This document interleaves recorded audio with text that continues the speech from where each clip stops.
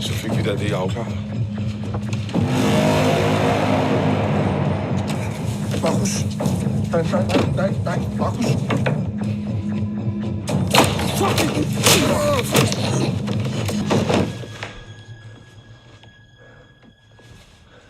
So welcome to Steve's Indies, and Riders of Justice is my chosen film today. This was produced independently by a Danish company called Zentropa Entertainment, and it was directed by Jensen. If you don't know, Jensen's done other films like The Salvation, which is another Mads film. It's a Danish independent film, and also The Dark Tower, which is a strange one. It kind of bridges the gap between Danish independent cinema and Hollywood. It stars Matthew McConaughey and Idris Elba, and it's basically as action-packed as you get, so you can kind of expect that this one's going to be pretty all-out action. So when I say action comedy, if you've seen the trailer, you can kind of tell that it starts off very dramatic and takes a bit of a comedic turn. I really like this. I think that's so interesting. So Jensen has won some impressive awards. In 1998, he even picked up the Oscar for Best Live Action Comedy. So he's got a very impressive resume. So he's working with Zentropa Entertainment, and they have done a lot of films with Mads in the past. Obviously, he's one of the gems of Danish cinema. He's done a lot of films like The Hunt and, it's like I said, Salvation. They've also done a lot of films with Larsvontrier as well. So this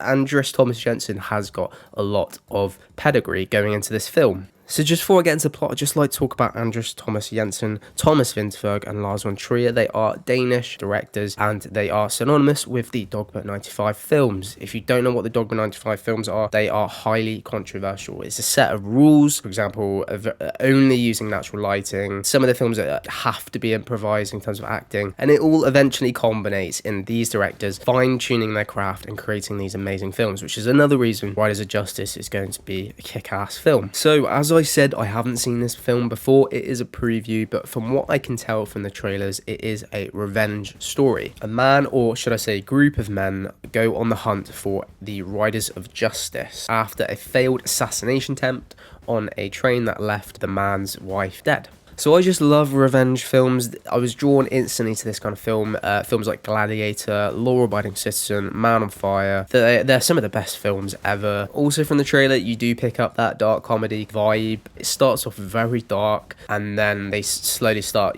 introducing these little tiny pieces of comedy. I think it's going to be sort of, combination. I think it's going to be really good. So this one really is for all those action lovers. I think Mads is very underestimated when it comes to that kind of thing. I really liked him in Casino Royale. I thought he was one of the best villains. So the critics have actually really liked this film's Rotten Potatoes.